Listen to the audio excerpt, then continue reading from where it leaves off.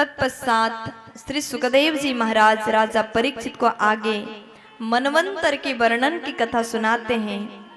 समुद्र मंथन की पावन कथा सुनाते। समुद्र मंथन से देवता और दैत्य मिलकर के समुद्र मंथन किया, विशेष रत्न वहां से प्रकट हुए, सबने मिलकर के उसको बांटा है।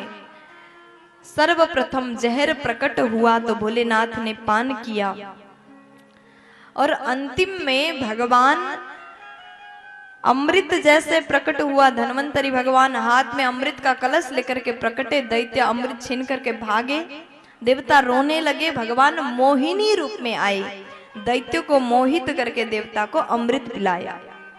एक चतुर था दैत्य स्वरभानु नामक, वो देवता के बीच में घुस करके अमृत पिया। भगवान को जैसे पता चला उसका सिर अलग कर दिया। वही राहु और केतु बना। उसके बाद में जैसे दैत्यों को पता चला, फिर हमारे साथ में छल हो गया। फिर क्या हुआ? सुखदेव जी बोले विशाल युद्ध हुआ, देवासुर संग्राम हुआ, सब आपस में लड़ने लगे। इसी समय बलि राजा स्वर्ग को पाने के लिए, स्वर्ग के गद्दी को पाने के लिए यज्ञ कर रहे हैं। इंद्रदेव दुखी हुए, अपनी माँ के पास में गए, माँ से कहा, माँ अगर स्वर्ग का राजा बलि बन गए तो मेरा क्या होगा, आप कुछ करिए। तो मैया अदिति ने पयोव्रत किया और साक्षात भगवान दर्शन देते हैं। भगवान ने कहा, माँ आपके घर में मैं बामन बन के आऊंगा, आप निश्चिंत रहिए, अब मैं सब कुछ करूंगा, मैं साथ दूंगा। मैया ने सुंदर तपस्या किया है, व्रत किया है, और भगवान भाद्र शुक्ल द्वादशी दिन के 12 बजे बामन बन के मैया अदिति के घर में प्रकट हो जाते हैं। बोलिए बामन अवतार भगवान की जय हो। अब जैसे बामन भगवान आए, सबने भिक्षा दिया। तंबटुम बामनम दृष्ट्वा मोदमाना महर्षया कर्माणि कारयामासु पुरस्कृत्या प्रजापतिम। जैसे भगवान बामन रूप में आए, सबने कुछ न कुछ उपहार दिया। अब भगवान से कहा, आप जाकर के राजा बलि के यज्ञ में भिक्षा मांग के आ जाइए। भगवान चले तो गए, हाथ में कमंडलू लेकर के 52 अंगुल के छोटे से भगवान जैसे गए, सब भगवान के रूप को देख करके मोहित हो रहे हैं। जैसे बलि के यज्ञशाला में पहुंचे, द्वार में पहुंचे, राजा ने स्वागत किया। स्वागतम ते नमस्तुभ्यं ब्रह्मान् किं करवामते ब्रह्मर्षीणां तपः साक्षात् मन्ने त्वार्य बपुर्धरम्। हे प्रभु, स्वागतम स्वागतम सुस्वागतम, मैं आपका स्वागत करता हूँ। बताइए आपको मैं क्या दूं? आप इतने प्यारे, इतने सुंदर हो, आपको देख करके बहुत कुछ देने का मन हो रहा है। लेकिन भगवान बोले 3 पग जमीन दीजिए।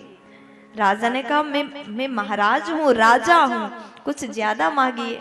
कोई बड़े व्यक्ति से आप छोटी सी चीज मांगोगे तो ये बड़े व्यक्ति का अपमान होता है। राजा ने कहा, प्रभु मेरे सम्मान का भी थोड़ा ख्याल रखिए। भविष्य में लोग इतिहास पढ़ेंगे और लोगों को पता चलेगा राजा बलि ने भगवान बामन को 3 पग जमीन दिया, तो मेरी क्या इज्जत रहेगी, इसलिए कुछ ज्यादा मांगिए। भगवान बोले, अच्छा अगर आपको 3 पग जमीन नहीं देना है तो मना कर दो, मुझे नहीं चाहिए, मैं जा रहा हूं। अपने छतरी उठाए, कमंडल उठाए, चलने लगे।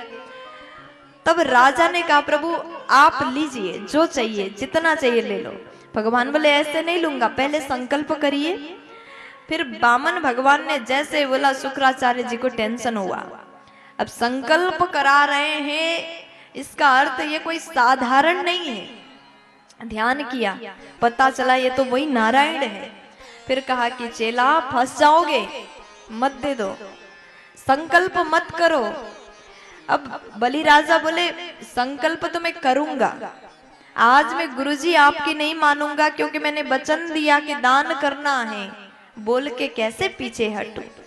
आज मुझे क्षमा करिए, मुझे दान देना है।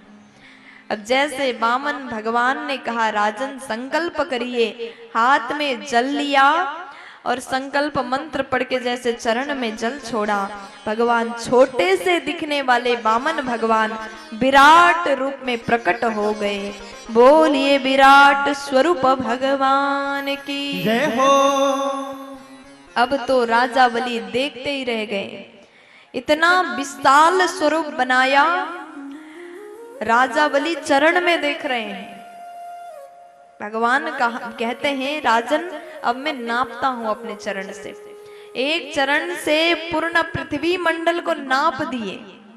3 पग जमीन मांगा था, भगवान को 2 पग में खुद बैठना था, 1 पग जमीन में कमंडलू रखना था। भगवान ने एक चरण से पूरे धरती को नाप दिए, दूसरे चरण से पूर्ण ब्रह्मांड को नापा, ब्रह्मांड फट गया, गंगा जी प्रकट हुई। बोलिए गंगा मैया की जय हो। अब गंगा झरझर बहने लगी, ब्रह्मा जी ने कमंडल में गंगा जी को भर लिया। अब उसके बाद हुआ क्या, वामन भगवान इतने विशाल हो गए, ब्रह्मांड पूरे नाप दिए। भगवान बोले राजन अब बताओ मैं अपना तीसरा चरण कहाँ रखूं। राजा बलि बोले प्रभु मेरे सिर पर रख दीजिए। तब भगवान ने अपने चरण राजा बलि के सिर पर रख दिया।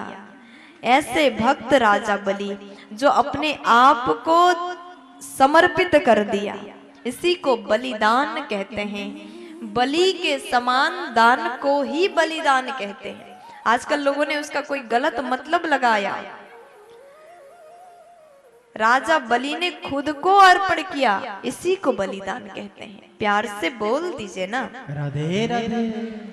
अब जैसे राजा बलि के द्वार पर भगवान गए, भिक्षा मांगा, 3 पग जमीन को मांग लिए, पूरे ब्रह्मांड को नापे, राजा बलि ने स्वयं को दान किया। तब उसके बाद भगवान ने कहा कि राजन आप एक काम करिए, आप पाताल में जाकर के राज्य करिए, स्वर्ग इंद्र को दीजिए। तो उस मनवंतर में फिर भगवान ने स्वर्ग इंद्र को दिया। तत्पश्चात भगवान श्री वामन कहते हैं आप पाताल में राज्य करिए। बलि राजा बोले प्रभु स्वीकार है, लेकिन उसके लिए आपको हमारे द्वारपाल बनना होगा। भगवान बोले ठीक है। देखो भक्त चाहे तो भगवान को अपने बस में कर सकता है।